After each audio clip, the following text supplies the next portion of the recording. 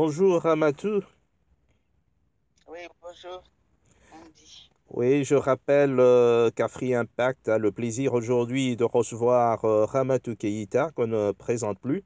Mais on retiendra que quand on parle journalisme, qu'on parle cinéma africain et tout ça, son nom sort en vigueur hein, ou en exergue. Quels souvenirs gardez-vous de votre expérience en tant que journaliste à France 2, France Inter, France 5, au moment où les Noirs et les Africains n'étaient vraiment pas vus à la télévision française? Qu'est-ce que je garde de souvenirs? Je garde, par exemple, à France 2, euh, j'étais,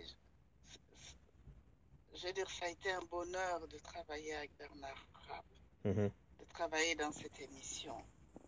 Euh, j'ai- je pense que j'ai beaucoup appris. Il était très, très exigeant avec moi. Il ne me laissait rien passer. Et on était très complices. Il ne me laissait rien passer avec le recul. Bon, d'abord, j'apprenais, j'étais très contente d'apprendre, mais il ne me laissait rien passer parce que d'abord, c'est lui qui décide de m'engager là. Et donc, il fallait certainement pas que, au vu des autres blancs, Mhm. Ouais. euh, qui- que les autres puissent dire c'est quoi. Voilà, donc il était très exigeant avec moi, très rigoureux. J'ai appris la rigueur avec lui et aujourd'hui, moi-même, quand je travaille sur mes propres films, je laisse rien passer.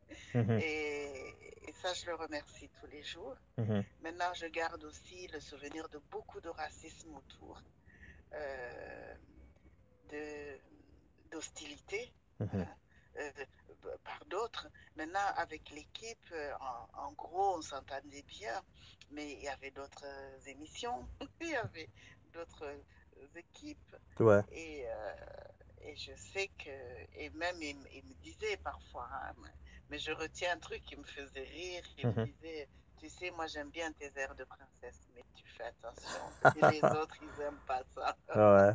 Ils n'aiment pas ça. Et moi, je disais, quoi? J'ai des airs de princesse, Bernard?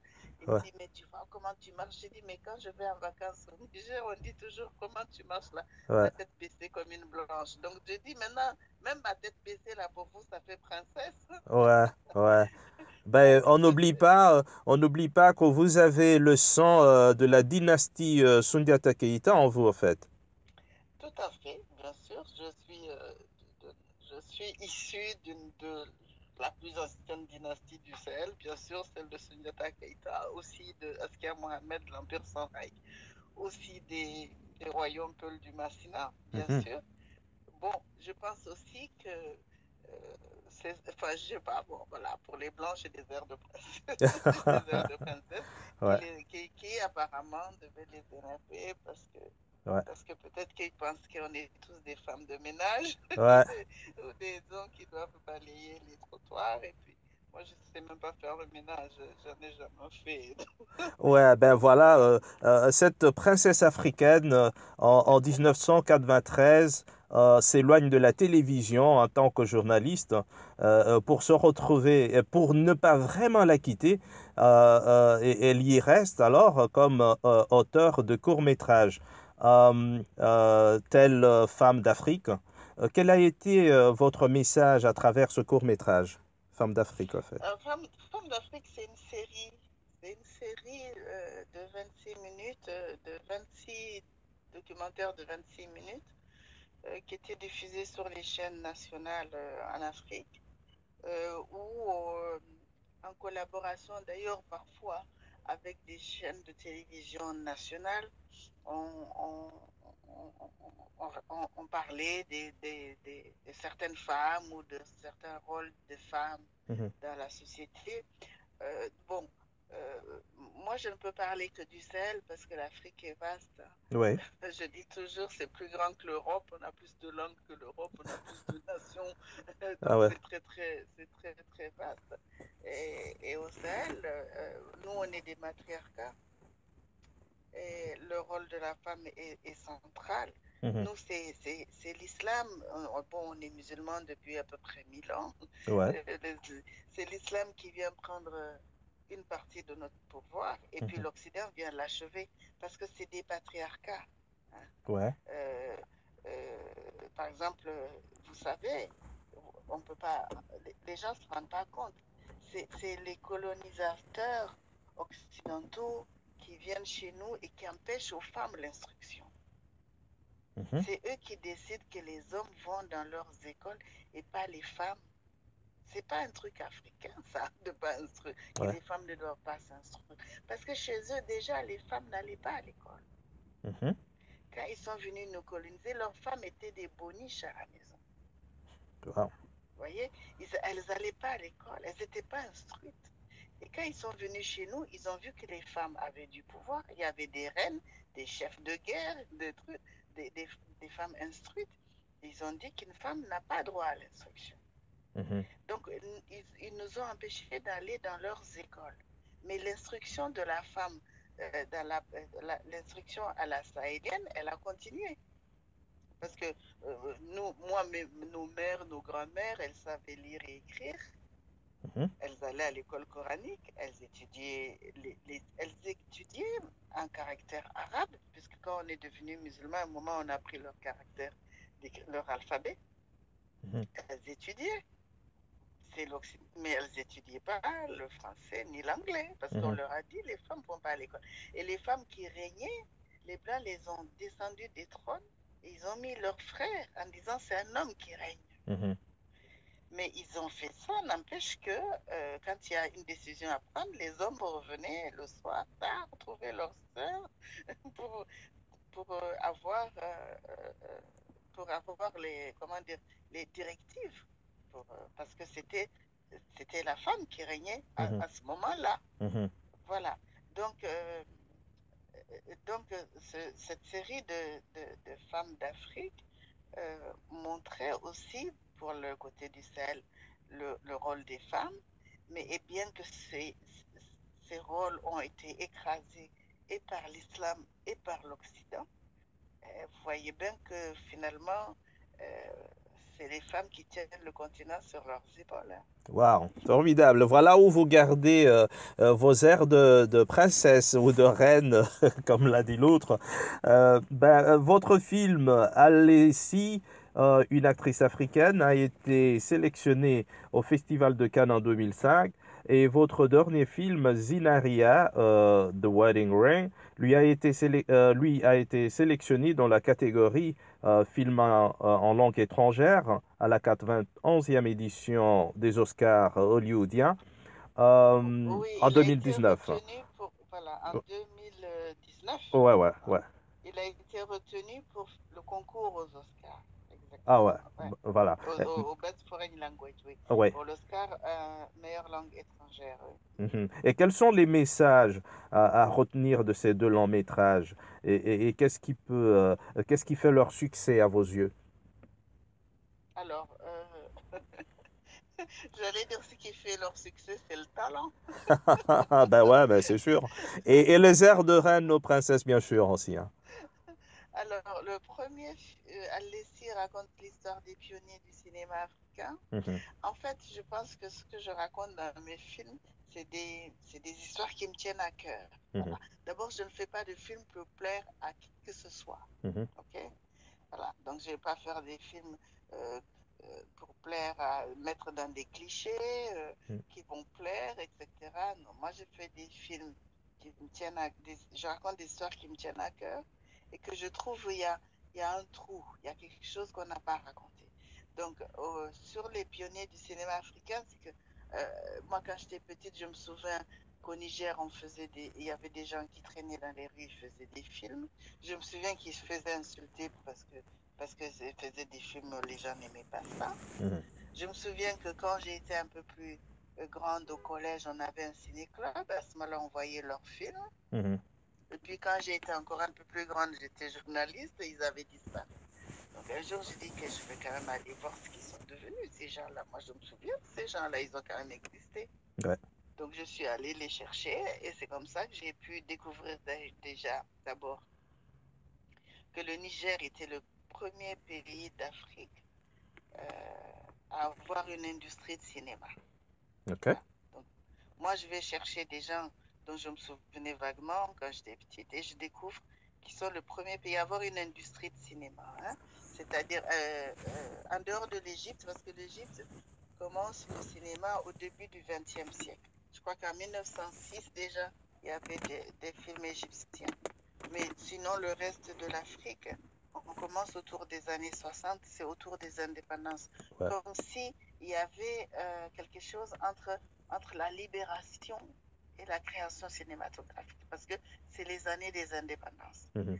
Alors, maintenant, quand je dis qu'on a une industrie de cinéma, je ne dis pas que les premiers cinéastes viennent de chez nous, parce qu'il y a toujours un premier qu'on trouve quelque part. On ne sait jamais qui est le premier en fouillant. Donc Mhm. moi, en cherchant, j'ai trouvé quand même qu'il y avait un Congolais du Grand Congo Mhm. qui a fait un film en 54. Formidable. J'ai plus son nom, enfin c'est dans mes archives. Ouais. J'ai trouvé un Malgache qui a fait un film en 47. Le film du Malgache a disparu. Et on Wow. pense qu'il a été détruit. On pense qu'il a dû filmer les grandes révoltes malgaches Mhm. qui ont été réprimées dans le sang par la colonisation française. Il y a eu plus de 100 000 morts. Wow. Hein. Ça, c'est les révoltes de 1947 Mhm. à Madagascar. Voilà.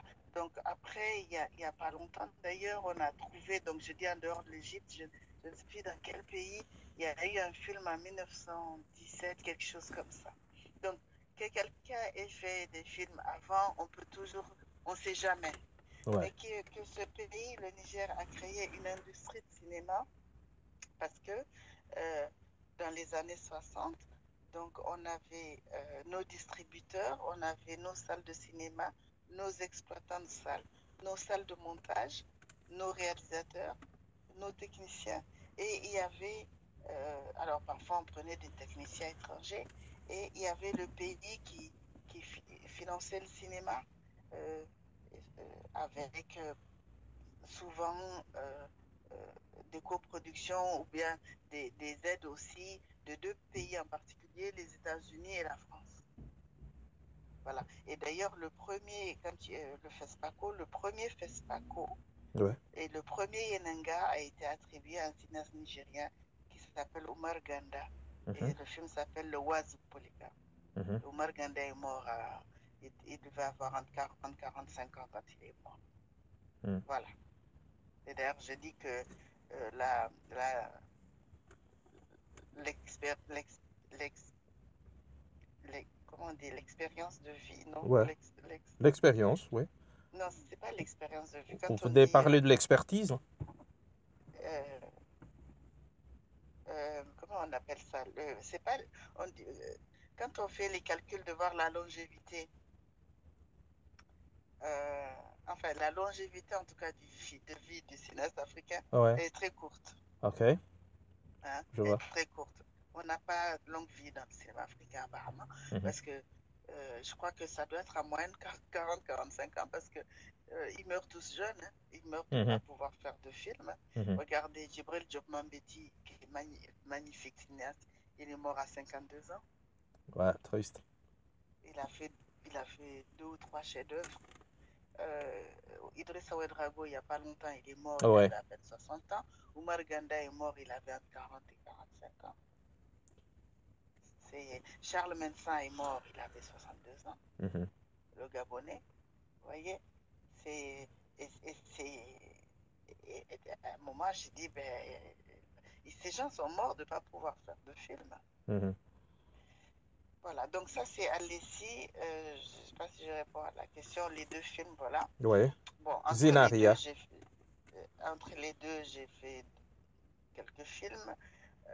Mais c'est les deux longs métrages, Ouais, effectivement. ouais, les Et dont le Zinaria, métrage dont on parle, qui ont d'ailleurs été retenus au Festival de Cannes, et puis oui, Zinaria pour les Alessi Oscars. a été en sélection Oh, officielle au Festival de Cannes. voilà. Et ça fait de Alessi le premier film nigérien en Et vous, sélection officielle ouais, qu'est-ce qui fait leur succès, hein, si vous, au vous avez dit Festival le de talent, Cannes. bien sûr, mais est-ce qu'il y a quelque chose que vous pouvez ajouter à ce talent? Écoutez, en tout cas, et il a été primé plusieurs fois, Alessi. Il a eu le Sojourner Truth Award Ouais. à Cannes. Mhm. Il a eu le prix du meilleur documentaire 2 ou 3 fois. C'est aussi le premier documentaire africain en sélection officielle à Cannes, parce que Cannes est un festival de fiction, Ouais, pas un festival de documentaire, donc c'est très rare c'est les ça. documentaires qui sont pris dans la sélection officielle, hein, parce Mhm. qu'il y a d'autres sections au Festival de Cannes qui ne font pas partie du Festival de Cannes, à ne pas confondre.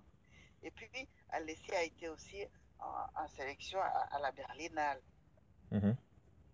Et ben oui, ben je sais pas, il faut demander aux gens qui aiment les films pourquoi ils ont du succès. Mais c'est un film qui a été très bien reçu. Donc ça raconte cette partie de notre histoire. Et je disais que moi, je raconte des films, des histoires qui me tiennent à cœur, Mhm. parce que personne n'avait jamais raconté l'histoire du cinéma en Afrique. Le cinéma était en train de fêter ses 100 ans, Mhm. euh, et l'Afrique était, comme d'habitude, absente. Ouais. Parce qu'on n'a pas droit à la parole. En tout cas, moi, cette parole, je l'ai prise et je pense qu'Alessi est un des puzzles manquants Mhm. à l'édifice de l'histoire du cinéma. Donc, le cinéma qui arrive en Afrique, les premiers films qu'on voit sont les films américains, c'est des westerns, et les premiers films qu'on fait, c'est des westerns. Parce Mhm. qu'on va copier les Blancs, on va copier les films américains. C'est Ils ça. ont même pris les noms des Blancs. Ils font des westerns. Il y a Steve McQueen dedans. Il y a, il y a Gary Cooper. Et puis il y a même Ronald Reagan, quoi. Ouais. Et Ah le oui. film, à chaque fois qu'il passe aux États-Unis, les gens sont morts de rire. Je dis, vous voyez, nous, on a découvert Reagan bien avant vous. Je dis, mais on n'en est pas fiers. Hein. Ouais, On c'est n'en est ça. pas fiers. Ouais. Mais quand Reagan était un petit acteur de série B que personne connaissait aux États-Unis, Ouais. nous, chez nous, déjà, les gars qui voulaient copier les Blancs et être des cow-boys avaient remarqué Reagan. Mhm. Alors, en ce temps-là, Et, que vous êtes présente avec votre voix là où il vous faut, mais vous le faites à travers le cinéma, ce qui ne vous a pas empêché d'ailleurs de le faire aussi à travers votre organisation, ou plutôt votre association, ASPAC, qui est oui, l'Association panafricaine de culture, en vous opposant, euh, je dirais, euh, aux nouveaux accords de partenariat économique entre l'Europe et l'Afrique. oui, avec la SPAC, aussi avec la Fédération, euh, euh, la Fédération des travailleurs africains Mhm. en français en Europe, FETAF. Bien sûr, on s'est mobilisé contre ce partenariat qui était d'un premier abord, on pensait que c'était du libre-échange entre l'Europe et l'Afrique, Mhm. en disant, ben voilà, on va plus mettre de douane, ni de taxes, ni de rien. Et finalement, quand on dit ça, ben oui, c'est comme le renard libre dans un poulailler libre, quoi. Voilà. Ouais. parce que, c'était complètement déséquilibré. Voilà. Donc, et puis aussi, mon- euh, ces cultures m'ont construite. Mhm. Moi, je joue ma survie. Voilà, ma survie, la survie de l'Afrique et ces cultures, hein, que je trouve belles, Ouais. que je trouve généreuses. Euh, Ce que je raconte dans Zinaria, The Wedding Ring, Mhm. c'est justement cette façon qu'on a de toujours chercher l'harmonie.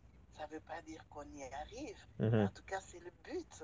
Cette façon de concerter, de négocier, euh, de toujours chercher comment arriver à ce que les choses soient harmonieuses. Mhm. Euh, et voilà. Et puis ces cultures-là, c'est elles qui font l'humanité. Voilà, Si on les détruit, c'est l'humanité qu'on détruit. je Si on comprends. c'est ces cultures qui nourrissent le monde. Vous savez, ce n'est ni la barbarie, ni la brutalité, ni la guerre qui nourrit le monde. Ouais. C'est les cultures qui nourrissent le monde. Vrai. Et cette recherche de l'harmonie a fait que l'on puisse reconnaître votre talent et que vous soyez décoré dernièrement par le président de la République nigérienne lui-même, Mamadou Issoufou. Oui, Donc là, vous êtes chevalier de l'Ordre du Mérite du Niger. oui, de l'ordre de mérite du Niger dans mon village. Ça vous a fait C'était quoi? solennel parce que, parce que ça correspondait au 18 décembre qui est la fête de la proclamation de la République Mhm. et c'était délocalisé dans mon village. Wow. Alors ça fait quoi? C'est le chef de l'État qui me décore. Mhm. Et d'abord, c'est une grande fierté. Ouais. Et puis, c'est un grand bonheur parce que c'est chez moi. Et comme on dit en général, on n'est jamais prophète chez soi. Ouais. Et je dis toujours, moi, chez moi, c'est très agréable parce qu'on m'aime bien. Mhm. On m'aime bien, Ouais. on me respecte, on voit bien le travail que je fais jusqu'à la présidence de la République. Mhm. Mais c'est un moment où j'ai pensé à mes parents. Ma mère, je l'ai perdue il y a, il y avait 1 an et demi. Oh. Donc, j'ai perdu ma mère donc récemment, mon père il y a très longtemps. Et j'ai pensé à Triste. mes parents, j'ai pensé à mes Mhm. grands-parents. Mon arrière-grand-mère était une chef de guerre. Oh là là. C'était oui, c'était une aristocrate chef de guerre. Mhm. Et elle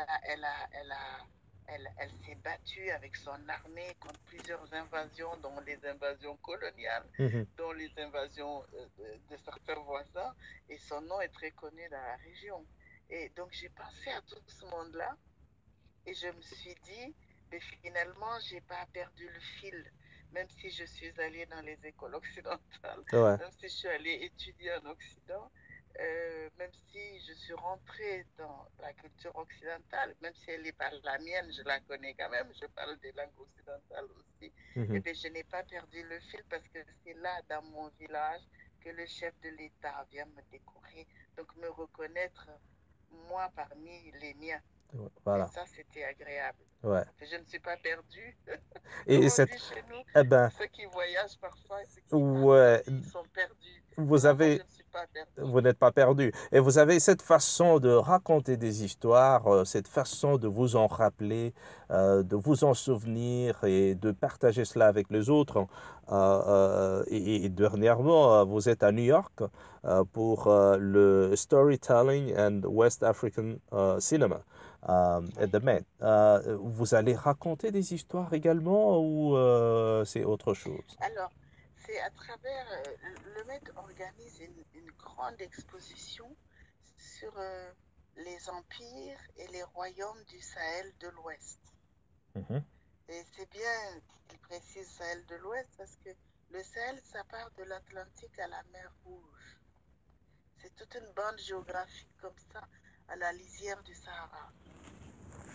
Et là, il parle de l'Ouest. Donc, l'Ouest, il y a l'empire du Ghana, qui est en fait l'empire soninké, parce que le Ghana prend le nom de l'empire des Soninké, qui se trouvait cet empire entre l'actuelle Mauritanie, l'actuel Sénégal et l'actuel Mali. Et puis après, il y a eu l'empire mandingue, qui couvrait pratiquement tout l'ouest, et puis l'Empire Songhai, qui couvrait l'est et l'ouest et une bonne partie de l'est. Et puis ces royaumes Peul du Massina. Et donc ils font une grande exposition sur ces empires, sur les legs culturels, historiques, spirituels, religieuses, etc., etc. Et donc, ils ont imaginé, en tout cas pour ma part, m'inviter pour parler de ce legs culturel dans la création cinématographique. Voilà, de ce que moi j'utilise de, de ces empires-là Mhm. ou de ces façons qu'on a de raconter, de nos formes de narration. Ouais. Et Dieu sait qu'on a des formes de narration inconnues du monde entier. Ouais. C'est pour ça que je dis que l'avenir du cinéma est en Afrique. Parce que l'avenir du cinéma est aux peuples qui n'ont encore rien dit. Voilà. Parce que quand on vient aux États-Unis, d'ailleurs, les grands producteurs nous approchent et disent que nous, on a fait tout le tour de cinéma. Maintenant, on fatigue. Parce qu'ils ont une certaine honnêteté. Ils disent on fatigue, on fait plus que des biographies, Ouais. biopics.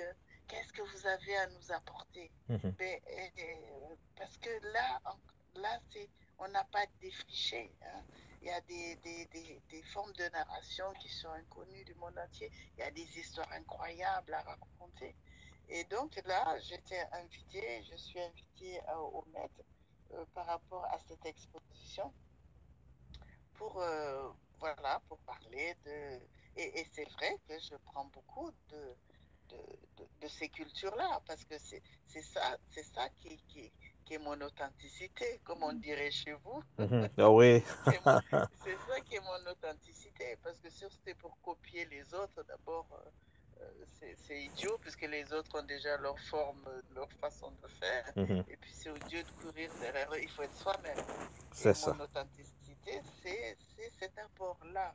Et bon, et puis aussi, j'ai une éducation de par mes origines sociales, voilà, une éducation où on transmet cette culture-là, on transmet cette place aristocratique, on transmet un certain savoir aux enfants, et que nous, on doit transmettre aussi, qui ne Wow. doit pas se perdre. Écoutez, Ramatou Keïta, c'est apprendre davantage sur l'Afrique, sur l'aristocratie africaine, sur ce beau passé qu'on a tendance à oublier, mais qui est encore envié par d'autres. Ça a été un grand plaisir de l'avoir sur Afri Impact Magazine et de l'écouter nous parler de toutes ces choses elle-même. Merci beaucoup, Ramatou Keïta, d'avoir répondu à notre rendez-vous. Et merci d'avoir partagé votre connaissance, votre talent et votre aristocratie avec nous. Merci beaucoup, c'est avec plaisir. Et à très bientôt, j'espère. Au revoir. Merci, au revoir.